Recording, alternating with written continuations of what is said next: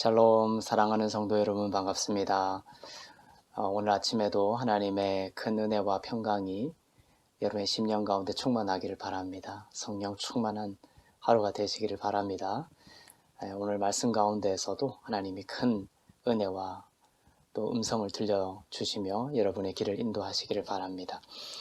오늘 하나님이 주신 말씀은 다니엘서 10장 10절부터 21절 말씀입니다. 한 손이 있어 나를 어루만지기로 내가 떨었더니 그가 내 무릎과 손바닥이 땅에 닿게 일으키고 내가 이르되 큰 은총을 받은 사람 다니엘아 내가 내게 이르는 말을 깨닫고 일어서라 내가 내게 보내심을 받았느니라 하더라. 그가 내게 이 말을 한 후에 내가 떨며 일어서니 그가 내게 이르되 다니엘아 두려워하지 말라 내가 깨달으려 하여 내 하나님 앞에 스스로 겸비하게 하기로 결심하던 첫날부터 내 말이 응답받았으므로 내가 내 말로 말미암아 왔느니라. 그런데 바사 왕국의 군주가 21일 동안 나를 막았으므로 내가 거기 바사 왕국의 왕들과 함께 머물러 있더니 가장 높은 군주 중 하나인 미가엘이 와서 나를 도와주므로 이제 내가 마지막 날에 내 백성이 당할 일을 내게 깨닫게 하러 왔노라. 이는 이 환상이 오랜 후의 일임이라 하더라. 그가 이런 말로 내게 이를 때에 내가 곧 얼굴을 땅에 향하고 말문이 막혔더니 인자와 같은 이가 내 입술을 만진지라. 내가 곧 입을 열어 내 앞에 서 있는 자에게 말하여 이르되 내 주여 이 환상으로 말미암아 근심이 내게 더함으로 내가 힘이 없어졌나이다. 내 몸에 힘이 없어졌고 호흡이 남지 아니하였사오니 내 주의 이 종이 어찌 능히 내 주와 더불어 말씀할 수 있으리까 하니 또 사람의 모양 같은 것 하나가 나를 만지며 나를 강건하게 하여 이르되 큰 은총을 받은 사람이여 두려워하지 말라 평안하라 강건하라 강건하라. 그가 이같이 내게 말하매 내가 곧 힘이 나서 이르되 내 주께서 나를 강건하게 하셨사오니 말씀하옵소서. 그가 이르되 내가 어찌하여 내게 왔는지 내가 아느냐. 이제 내가 돌아가서 바사 군주와 싸우려니와 내가 나간 후에는 헬라의 군주가 이를 것이라. 오직 내가 먼저 진리의 글에 기록된 것으로 내게 보이리라. 나를 도와서 그들을 대항할 자는 너희의 군주 미가엘 뿐이니라. 아멘. 오늘 본문에는 하나님의 천사 가브리엘이 다니엘을 찾아옵니다. 그리고 예언을 보여주시는데 다니엘은 두려워하고 몸에 힘이 쫙 빠져버릴 정도로 몸의 힘을 잃어버릴 정도로 낭망하고 맙니다. 그러나 인자 같은 이 곧 예수 그리스도께서 다니엘의 입술을 만져주셔서 새 힘을 주시고 또 가브리엘 천사도 나타나죠. 그래서 그 천사를 통하여서 다니엘은 그 어루만짐을 통하여 위로받고 또 권면을 얻습니다. 새 힘을 얻습니다. 강건하게 됩니다. 그리고 두려움이 아니라 담대하게 가브리엘 천사가 다니엘에게 준 그 예언을 전하고 선포하게 되죠. 가브리엘 천사가 다니엘에게 준 예언의 내용은 무엇이냐? 그것은 앞으로 일어날 일들의 내용입니다. 바사가 무너질 것이다. 그리고 그리스가 세워질 것이다. 그리고 그리스 후에는 셀류코스의 안티오쿠스 에피파네스 4세가 나타나 유대인들을 공격하고 핍박하고 많은 어려움에 처하게 만들 것이다. 그러한 예언의 내용들이었습니다.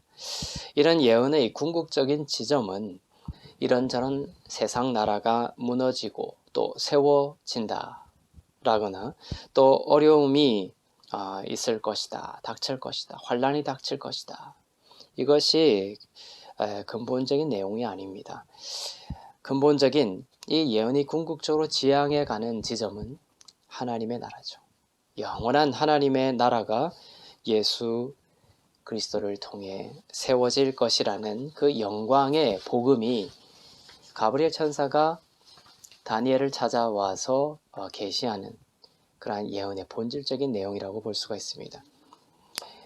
다니엘을 통하여 다니엘에게 이 가브리엘 천사가 앞으로 일어날 여러 가지 나라의 흥망과 또 한 그 세상 무서운 세상 왕을 통한 유대인들의 그 환란들, 그런 것들을 예언하는 내용들을 들으면서 다니엘은 순간 두려워합니다.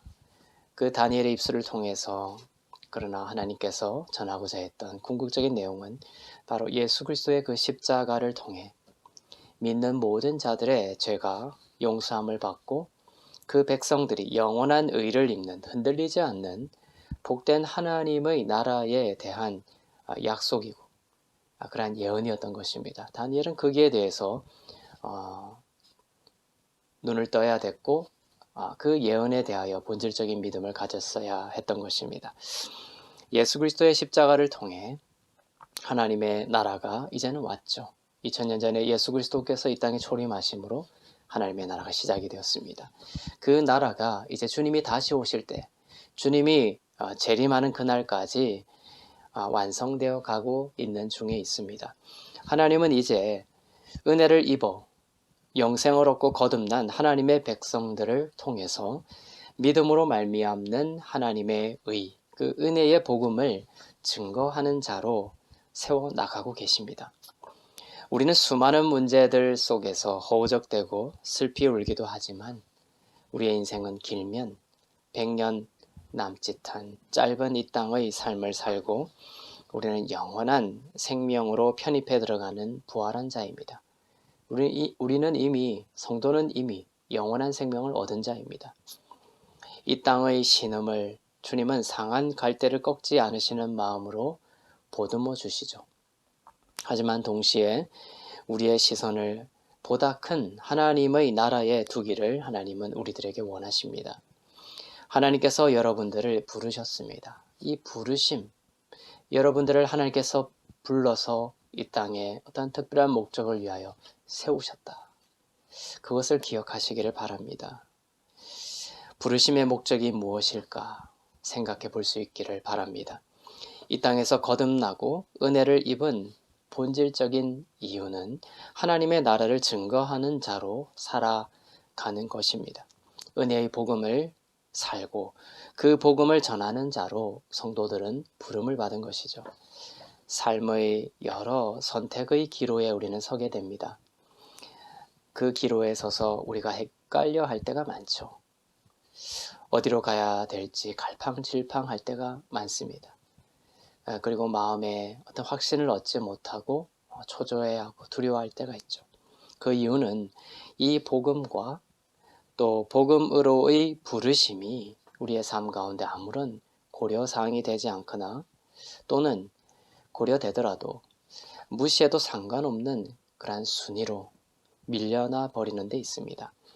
그러나 오늘 본문 20절에서 가브리엘 천사가 말합니다. 다니엘에게 내가 어찌하여 너에게 왔는지 아느냐.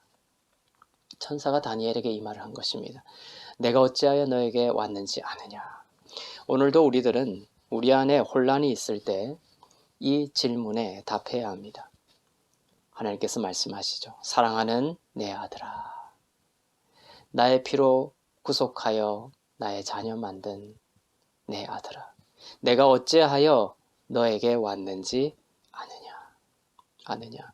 주님의 그 질문 앞에 우리가 잠잠히 머물다 보면 혼탁했던 시야가 수정처럼 맑아지고 선택이 또렷해지고 나가 마음에 확신이 생기며 성령의 충만함을 경험하게 됩니다.